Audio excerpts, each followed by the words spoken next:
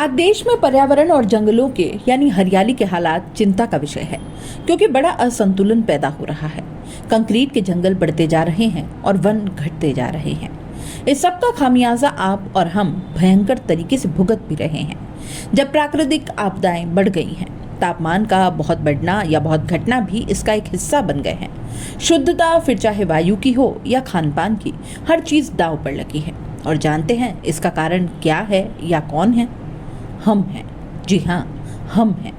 इसका कारण जो जंगलों की तरफ बढ़ते चले जा रहे हैं और जंगलों को खत्म करते जा रहे हैं।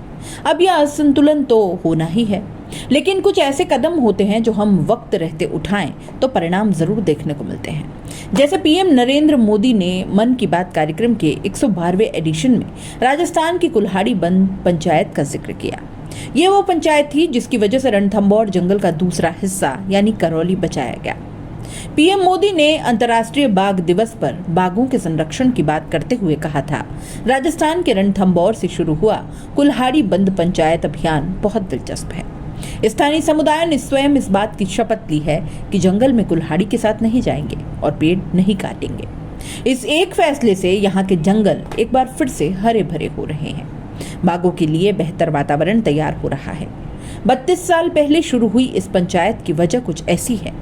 भेड़ों की वजह से ये जंगल खत्म होने लगे थे और यहीं से इसकी शुरुआत हुई। उजड़ता हुआ जंगल महज 4 साल में फिर से हरा भरा हो गया। इस दौरान रणथंभौर में टीसी वर्मा, जो कि सीसीएफ के पद पर तैनात थे, अब हालांकि वे रिटायर्ड हो चुके हैं, और जब इस अभियान की शुरुआत की तो वे करौली के कैला देवी सेंचुरी में एसीएफ के पद पर थे। वो इससे जुड़ी पूरी कहानी बयां करते हैं। कहते हैं कि साल 1989 से 1993 में मेरी पोस्टिंग करौली के केला देवी में हुई थी। रणथंभौर टाइगर रिजर्व के 2 हिस्से हैं, पहला सवाई माधोपुर और दूसरा करौली 800 वर्ग किलोमीटर में। कुल्हाड़ी बंद पंचायत का जो जिक्र किया गया है वह करौली वाले टाइगर रिजर्व की बात है। इसकी कहानी काफी रोचक है। उस समय मारवाड़ की तरफ से बड़ी संख्या में लोग रेवड़ यानी भेड़ बकरियों का झुंड लेकर एमपी की तरफ जाते थे। ये इनका रूट सवाई माधोपुर, करौली और धौलपुर होते हुए एमपी की तरफ था।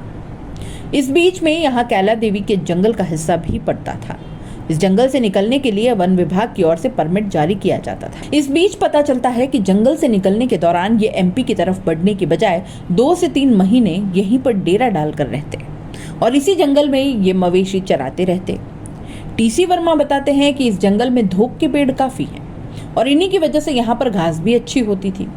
3 महीने तक मवेशी जब रुकने लगे तो वे इनकी पत्तियों के साथ जंगल के घास भी खाने लगे। 1991 में हालात ये हो गए कि मानसून की घास सर्दियों में ही खत्म हो गई। इधर घास खत्म होने लगी तो ग्रामीण भी धोक के पेड़ों की टहनियां काट कर ले जाने लगे। मवेशियों के लिए चारा और पत्तियां अब खत्म होने लगे।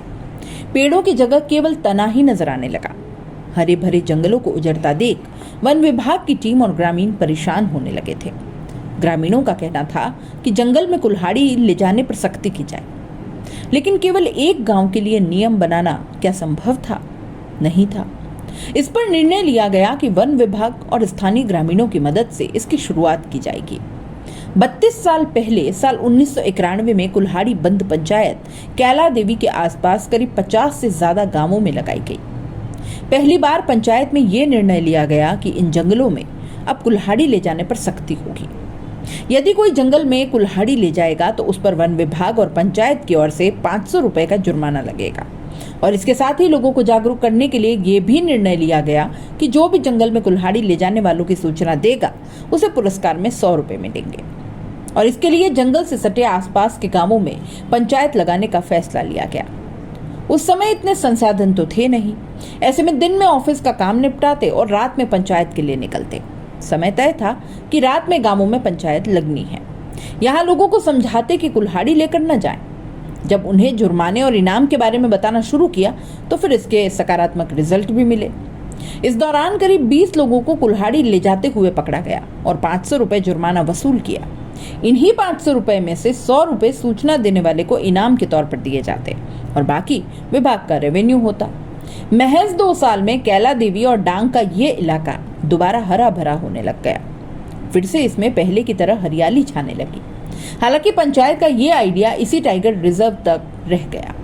रणथंभौर टाइगर रिजर्व को 2 भागों में बांटा गया, जो करीब 1700 वर्ग किलोमीटर एरिया में फैला है। इसे रणथंभौर टाइगर रिजर्व प्रथम और रणथंभौर टाइगर द्वितीय के नाम से जाना जाता है। ये सवाई माधोपुर और करौली जिले में आता है। ये 3 सेंचुरी में बंट गया है। बताया जाता है कि इस रेंज में धोक के सबसे ज्यादा पेड़ हैं। रणथंभौर में लगभग 80% अरावली की पहाड़ी इसी पेड़ से ढकी है और इसके लिए कहा जाता है कि रणथंभौर का वस्त्र है जो मौसम के हिसाब से अपना रंग बदलता है।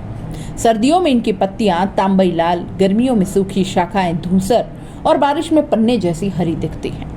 वन्य जीवों के लिए यदि सबसे ज्यादा पौष्टिक चारा कोई पेड़ देता है तो वो धोक ही है और वो यहाँ मिलता है।